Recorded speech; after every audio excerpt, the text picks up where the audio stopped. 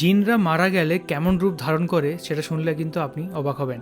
আর এই ভিডিওটা পাঠিয়েছে আমাদের একজন সাবস্ক্রাইবার। তো চলো ভিডিওটা দেখা যাক। হ্যাঁ চলো। আল্লাহর হাবিব সাল্লাল্লাহু আলাইহি সাল্লামের সাথে জিনদের মোট 6 বার সাক্ষাৎ হয়েছিল। জিন ওখানে দেখতে পেলেন একটা মরা সাপ পড়ে আছে। মরা সাপ আপনারা রাস্তাঘাটে দেখেন গ্রামাঞ্চলে। তো মরা সাপ যখন পড়া দেখলেন, তিনি তার পাগড়ির কিছু অংশ ছিঁড়ে এই মরা সাপটাকে পেঁচায়া দাফন করে সেখানে আপনার মাটিতে পুঁতে ফেললেন, মানে দাফন করে ফেললেন। জিনরা আপনারা জানেন যে অনেক সময় সাপের আকার আকৃতি ধারণ করে, বিড়ালের আকার আকৃতি ধারণ করে, কুকুরের আকার আকৃতি ধারণ করে। মোহতারাম রাসূল আকরাম সাল্লাল্লাহু আলাইহি ওয়াসাল্লামের সাথে নাকি জিনদের কয়েকবার সাক্ষাৎ হয়েছিল। এ ব্যাপারে আপনার কাছে জানতে চাচ্ছি, আসলে রাসূল সাল্লাল্লাহু আলাইহি ওয়াসাল্লামের সাথে জিনদের সাক্ষাৎ আসলেই কি সত্য হয়েছিল? যদি থাকে প্রমাণ কি? অনেকদিন আগে মনে হয় আলোচনা করেছিলাম কোন এক মাহফিলে। আল্লাহর হাবিব সাল্লাল্লাহু আলাইহি ওয়াসাল্লামের সাথে জিনদের মোট 6 বার সাক্ষাৎ হয়েছিল। জিন জাতির দলবদ্ধভাবে সাক্ষাৎ হয়েছিল কয়বার? 6 বার। নবীজি সাল্লাল্লাহু আলাইহি ওয়াসাল্লামের সাথে 6 বার সাক্ষাৎ হয়েছিল। এর মধ্যে 2 বার হয়েছিল মক্কায়, 3 বার হয়েছিল মদিনায়, আর মদিনা মক্কার বাইরে হয়েছিল 1 বার। আবারও বলছি, আল্লাহর হাবিবের সঙ্গে জিনদের 6 বার সাক্ষাৎ হয়েছিল। এর মধ্যে মক্কায় হয়েছিল 2 বার, মদিনায় হয়েছিল 3 বার, মক্কা এবং মদিনার বাইরে হয়েছিল 1 বার। আপনি বলবেন যে কি, নবীজিকে দাওয়াত দিয়েছিলেন এই জন্য আল্লাহর নবী গিয়েছিলেন? না, জিনের অস্তিত্ব অনেক মানুষ এখন বিশ্বাস করে না, বুঝছেন? শোনেন, ভূত পেতনি এই সমস্ত জিনিস বিশ্বাস আপনি না করলে আপনার ঈমান যাবে না, কিন্তু জিনের অস্তিত্বকে যদি আপনি অস্বীকার করেন আপনি কাফের হয়ে যাবেন। আপনি বলবেন হুজুর এটা আবার কেমন কথা? আমরা তো অনেকে বিশ্বাস করি না, জিন বলতে কোনো কিছু আছে, অনেকেই কিন্তু বিশ্বাস করে না। আপনি যদি বিশ্বাস না করেন, কোরআনের অনেক আয়াতকে আপনাকে অস্বীকার করতে হবে। দেখেন সূরা যারিয়াত আল্লাহ তাআলা কি বলছেন? ওমা খলাকতুল জিন্না ওয়াল ইনসা ইল্লা লিয়াবুদুন, মানুষ আর জিনকে আমি আল্লাহ তাআলা ইবাদতের জন্য তৈরি করেছি, সৃষ্টি করেছি। তাহলে এই আয়াতে আল্লাহ যে জিনের কথা বললো, আপনি অস্বীকার করলে আয়াতের সাথে আপনি সাংঘর্ষিক কাজ করলেন। 2 নম্বর আসেন, আল্লাহ সুবহানাহু ওয়া তাআলা একটি সূরা নাজিল করেছেন, যে সূরাটির নাম হচ্ছে সূরা জিন। এখানে আল্লাহ তাআলা কি বলছেন? কুল উহিয়া ইলাইয়া আন্নাহু ইসতামা'a নাফারুম মিনাল জিন্নি ফাকালু ইন্না সামি'না কুরআনান আজাবা। ইনসান নামে কোনো সূরা আল্লাহ তাআলা নাজিল করেন নাই, কিন্তু জিন নামে আল্লাহ তাআলা একটা স্বতন্ত্র সূরা নাজিল করেছে। চিন্তা করা যায়? তাহলে আপনি যদি জিনের অস্তিত্বকে অস্বীকার করেন তাহলে আপনি ঈমান থেকে খারেজ হয়ে যাবেন, কাফের হয়ে যাবেন ডিরেক্ট। তো আল্লাহর হাবিব সাল্লাল্লাহু আলাইহি ওয়াসাল্লামের সাথে কীভাবে সাক্ষাৎ হয়েছিল?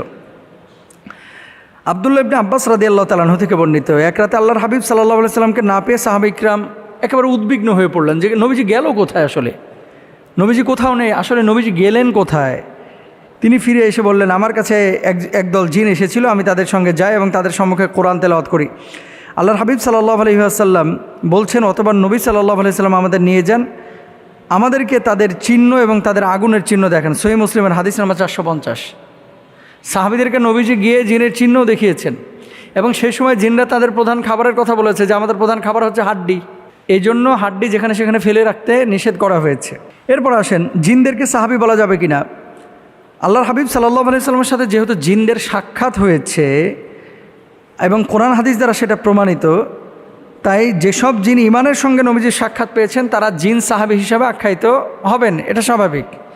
এখানে আপনার অস্বীকারের কোনো সুযোগ নেই, এবং ফাতহুল বারীর মধ্যে এভাবেই লেখা আছে, আল্লাহর হাবিব সাল্লাল্লাহু আলাইহি ওয়াসাল্লামের সাহাবী হিসেবে তারা অন্তর্ভুক্ত হবে। জিন সাহাবীদের সঙ্গে মানুষের একাধিক সাক্ষাতের প্রমাণও রয়েছে। একবার ওমর ইবনুল আব্দুল আজিজ রাহিমাহুল্লাহ তিনি রাস্তা দিয়ে হেঁটে যাচ্ছেন, খেয়াল করেন, রাস্তা দিয়ে যখন হেঁটে যাচ্ছেন ফুলাত এলাকায় হাঁটছিলেন। এলাকাটার নাম ছিল কি? ফুলাত। ওখানে দেখতে পেলেন একটা মরা সাপ পড়ে আছে। মরা সাপ আপনারা রাস্তাঘাটে দেখেন গ্রামাঞ্চলে। তো মরা সাপ যখন পড়া দেখলেন, তিনি তার পাগড়ির কিছু অংশ ছিঁড়ে এই মরা সাপটাকে পেঁচায়া দাফন করে সেখানে আপনার মাটিতে পুঁতে ফেললেন, মানে দাফন করে ফেললেন, গেড়ে ফেললেন।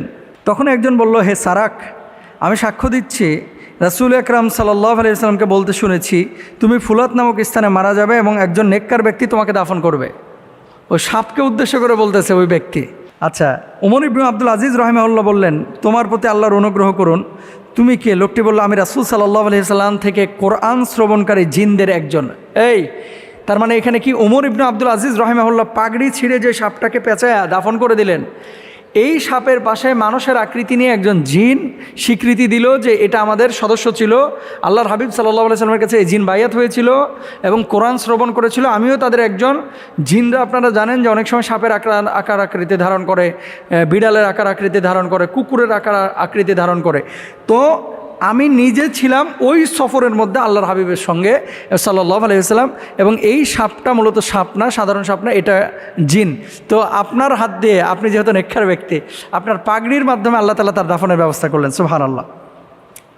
এবার আসেন, এরকম জিনদের আসলে সংখ্যা কত? আল্লাহর হাবিব সাল্লাল্লাহু আলাইহি ওয়াসাল্লামের সাথে যে দেখা সাক্ষাৎ হয়েছে, অনেক সময় মানে আপনার বড় দল নিয়েও জিনরা সাক্ষাৎ করেছে। তো মোট জিনদের সংখ্যা কত যারা আল্লাহর হাবিবের সাক্ষাৎ পেয়েছেন? আচ্ছা, উমর ইবনুল খাত্তাব রাদিয়াল্লাহু তাআলা আনহুর সাথে সম্পৃক্ত করা হয় এমন একটি বর্ণনায় বলা হয়েছে, নবীজি সাল্লাল্লাহু আলাইহি ওয়াসাল্লামের কাছে কোরআন শ্রবণকারী এবং তার পেছনে নামাজ আদায়কারী জিনদের মোট সংখ্যা হচ্ছে ৭৩,০০০। একজন দুইজন জিন কিন্তু না, ৭৩,০০০ জিন আল্লাহ নবীর সরাসরি সাক্ষাৎ পেয়েছেন, সুবহানাল্লাহ। আল ইসাবার মধ্যে এভাবেই লেখা আছে। কয়েকজন জিনের নাম বলে দিই যারা আল্লাহর হাবিবের সাক্ষাৎ পেয়েছিলেন। আল্লামা ইবনে হাজার আসকালানী রাহিমাহুল্লাহ তার আল ইসাবা ফি তামিজ সাহাবা বইয়ে ২২ জন জিনের নাম উল্লেখ করেছেন যারা আল্লাহ নবী সাহাবী ছিলেন, মানে জিন সাহাবী। এর মধ্যে একজন হচ্ছেন হামা, আরেকজনের নাম হচ্ছে আহকাব, আরেকজনের নাম হচ্ছে আরকাম, এরপরে মুতাকিদ, এরপরে জাওবা, এরপরে হাসির রাদিয়াল্লাহু তাআলা আনহুম। এছাড়াও আরও কিছু জিন আছে যাদের ব্যাপারে নাম এমনভাবে উল্লেখ করা হয় যে ওয়ারদান, খিরকা, ফারিয়া, সামহাদ, জাওবা, জুলাব, সারিস, উরফা, লাখাম রাদিয়াল্লাহু তাআলা আনহুম, ওনাদের কথা বলা হয়েছে। তো আসলেই জিনের অস্তিত্ব অস্বীকারের সুযোগ নেই, আল্লাহ নবীর সাক্ষাৎ তারা পেয়েছে, এটা প্রমাণিত। আল্লাহ বুঝদান করুক। এ পর্যায়ে দ্বিতীয় যে প্রশ্নটি আমাদের কাছে এসেছে যে মোহতারাম, দিনাজপুর, ঠাকুরগাঁও, লালমনিরহাট, আবার শুনি যে চিটাগাং, কুমিল্লাতেও কিছু অঞ্চলে জামাই মেলা হয়ে থাকে, জামাই মেলা। আবার কখনো কখনো বউ মেলাও দেখা যায় হিন্দুরা করে বাংলাদেশের বিভিন্ন অঞ্চলে। তো এই যে জামাই মেলা, বউ মেলাকে ইসলাম অনুমোদন করে কিনা, ভেরি ভেরি ইম্পর্ট্যান্ট একটা বিষয়। যখন সোশ্যাল মিডিয়ায় কোনো বিষয় এরকম চলে আসে, মানুষের কাছে দুটো মেসেজ যায়, একটা হচ্ছে বৈধতার, আর একটা হচ্ছে কালচারাল। এই বিষয়টাকে আমাদের কৃষ্টি কালচারের সাথে সম্পৃক্ত কিনা, আমরা পালন করব কিনা। এই ধরনের মেলাগুলোতে কি হয়, সাধারণত এই যে জামাই মেলা, তারপরে বউ মেলা, এগুলো দেখবেন কেউ চুরি বিক্রি করে, কেউ জুয়া খেলে, কেউ নাচানাচি করে, কেউ মিষ্টি বিক্রি করে, কেউ মুরগি বিক্রি করে, কেউ মাছ বিক্রি করে। এই মাছগুলো নিয়ে যে বাসায় রান্নাবান্না হয়, মেলায় বৈধ জিনিস বেচা কিনা করা বাজারের মতো, এটা কিন্তু হারাম না। তাহলে সমস্যাটা কোথায়? আপনি যে কাজটা করতেছেন শরিয়া অনুমোদন করে কিনা, বুঝছেন? এই সমস্ত মেলাগুলোতে এক শ্রেণীর মেয়েও পাবেন, ছেলেও পাবেন যারা উদ্ভট আচরণ করে। মেয়েরা সাজুগুজু করে মেলাগুলোতে যায়, অনেকে ড্যান্স করে, অনেকে টিকটক করে, অনেকে ঠোঁটে লিপস্টিক লাগায়, অনেকে হাতে নেল পালিশ লাগায়। এমন আচার আচরণ এবং ভঙ্গিমা প্রকাশ করে যেগুলো আসলে শরিয়া অনুমোদন করে না। এটা কিন্তু আপনার মেলার মধ্যে পাবেন। বালা দিয়ে দেখবেন জুয়া খেলতেছে, ওই যে কোল্ড ড্রিঙ্কস খাড়া করে রাখছে, সিগারেটের প্যাকেট রাখছে, তারপরে মনে করেন আটা রাখছে, তেলের বোতল রাখছে, তারপরে চকলেটের প্যাকেট রাখছে, এরপরে বালা বিক্রি করে 20 টাকায় 3টা, 100 টাকায় এরকম বিক্রি করে 20টা, বিক্রি করে বালা মারে। হারাম, অথচ মেলাগুলোতে হচ্ছে। আচ্ছা, আপনি যে কোনো কাজ যখন আমাদের দেশে যেখানে যে স্থানে আপনি দেখবেন, প্রথমে দেখবেন শরিয়া অনুমোদন করে কিনা। এই সমস্ত মেলাগুলো এগুলো মুসলমানদের কালচার থেকে আসে নাই এবং বাঙালি কালচার থেকেও আসে নাই। এগুলো এসেছে মূলত ওপার বাংলা থেকে, দাদাদের দেশ থেকে এসেছে। এগুলো বাংলাদেশের কালচার ছিল না। তো যদি থাকতো তাহলে বাংলাদেশের প্রতিটা জেলাতে থাকতো, প্রতিটা জেলাতে থাকতো। তো আপনি যদি এই সমস্ত উপলক্ষকে কেন্দ্র করে পাপের কোনো আয়োজন করে ফেলেন, তাহলে আপনি শরিয়ার বিপক্ষে অবস্থান নিচ্ছেন এবং এগুলো তখন গুনাহ হবে। আর হ্যাঁ, জামাইকে ইনভাইট করলেন, বউকে ইনভাইট করলেন, জামাইকে বউকে ভালো মন্দ খাওয়া, মানে রান্নাবান্না করে আপনি খাওয়ায় বিদায় করে দিলেন, এতে কোনো সমস্যা নাই। কিন্তু আয়োজনগুলো যেগুলো হয়, মেয়ে নিয়ে গিয়ে নাচানো হয়, গাওয়ানো হয়, এরকম আচরণও আমরা দেখেছি বিভিন্ন মেলাতে হয়। এগুলো আমাদের কাছে প্রশ্ন আসে, কেন এগুলো নিষিদ্ধ বলেন তো? 1 নাম্বার, গান বাজনা, মদ, জুয়া, লটারি, পর্দার বিধান। গান বাজনা হয়, মদ হয়, নেশা হয়, জুয়া হয় অনেক অনেক মেলাতে, সব মেলার কথা বলতেছি না। তবে এই পাপগুলোর কোনো না কোনো একটা পাপ প্রত্যেকটা মেলার সাথে জড়িত, এর জন্য এটা হারাম, নিষিদ্ধ। বেচা কিনা কিন্তু নিষিদ্ধ না।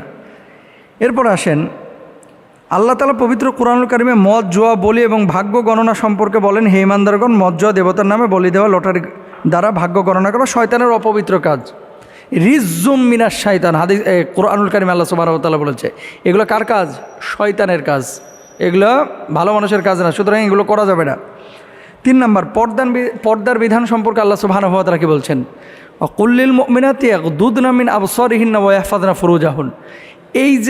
এই সমস্ত মেলাগুলোতে জামাই বউ যারা যায় ম্যাক্সিমামই সাজা গুজা যায়, এই মেলাগুলোতে কি খাস পর্দা মেনটেন করা হয়? করা হয় না, এই জন্য এটা নিষেধ। 4 নম্বর, এই সমস্ত মেলাকে কেন্দ্র করে অনেক সময় শ্বশুর এবং জামাইয়ের মধ্যে একটু ভুল বোঝাবুঝি হয়। কেমন? শ্বশুর বেচারার পকেটে টাকা নাই, এখন মেলা বসেছে, জামাইকে দাওয়াত না দিলে অনেক সময় গ্রামের মানুষ রাগিয়া যায়। অথবা মেয়ে পক্ষ চিন্তা করে যদি এই সময় জামাইকে না ডাকি, সবাই ডাকতেছে, মানুষে কি বলবে? তা আপনি যে কোনো কাজ করবেন মানুষকে দেখানোর জন্য না, তো আপনি যে কোনো কাজ করবেন আল্লাহকে দেখানোর জন্য।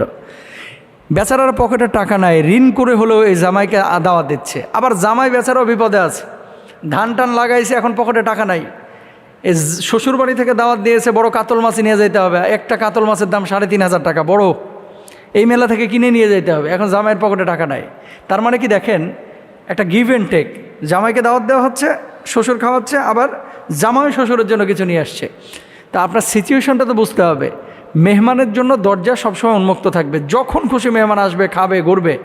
কিন্তু আপনি যদি এই ধরনের কোনো অ্যারেঞ্জ করে মানুষের ওপরে কোনো বিষয়কে আপনি চাপিয়ে দেন, তাহলে এটা জুলুমের মতো হয়ে যায়। এই জন্য এই জিনিসগুলো আমাদের খেয়াল করা উচিত। জামাই মেলা, বউ মেলা, শ্বশুর মেলা, এই সমস্ত মেলাগুলো ইসলামিক কালচার না, এগুলো আমাদের বর্জন করা উচিত। আল্লাহ বুঝদান করুক। তো আমরা এখানে দেখতে পেলাম একটা ভিডিও, সেটা হচ্ছে জিনের ব্যাপারে প্রথম বলা হয়েছিল, শুরু হয়েছিল। আমি ভাবলাম যে পুরো ভিডিওটা হয়তো জিনের বিষয়ে বলা হবে, তো কিন্তু না, এখানে আপনার হচ্ছে জিনের সাথে হচ্ছে জামাই মেলা, এই দুটো বিষয়েও কিন্তু বলা হলো। তো প্রথম বিষয়টা হলো জিন নিয়ে, যেটা আমরা দেখতে পেলাম সেটা হচ্ছে যে এখানে কোরআনের বিভিন্ন জায়গাতে কিন্তু জিনের উল্লেখ রয়েছে এবং জিনের অস্তিত্বের কথা কিন্তু বলা রয়েছে কোরআনের মধ্যে। জিনের কিছু বৈশিষ্ট্যর কথা তিনি এখানে উল্লেখ করলেন এবং সেটা বললেন। আর দ্বিতীয় প্রসঙ্গত তিনি যেটা জামাই মেলা সম্পর্কে যেটা বললেন, আমরা জামাই মেলা সম্পর্কে আমরা ভিডিও দেখেছিলাম, রিয়াকশন বা করেছিলাম, সেটাতে দেখেছিলাম যে প্রচুর মাছ বিক্রি হয়।